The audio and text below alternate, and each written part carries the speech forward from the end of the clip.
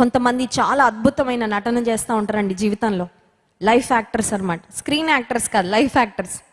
Boss గొంతు వినబడగానే టక టక టక టక టక పని చేసేస్తూ ఉంటారు, కంప్యూటర్ ఏదో నొక్కేస్తూ ఉంటారు, ఏదో హడావిడి.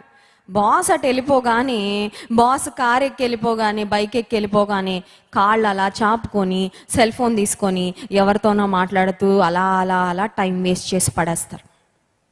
నమ్మకత్వం ఎక్కడా?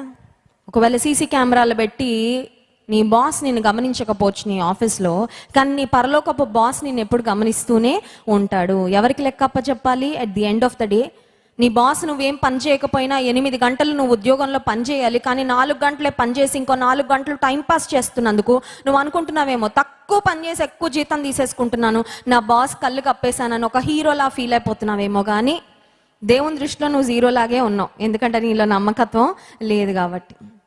అందుకే చాలాసార్లు ఇంకా ఇంకా ఇంకా పైకి వెళ్ళట్లేదు చాలామంది వారి ఉద్యోగంలో. కారణం ఏంటంటే నమ్మకత్వము లేక. దేవుని వాక్యం సెలవిస్తుంది, నమ్మకమైన వానికి దీవెనలు మెండుగా కలుగును. హల్లెలూయా. నమ్మకత్వం ఉండాలి. ఏ విషయాల్లో నమ్మకత్వం ఉండాలి?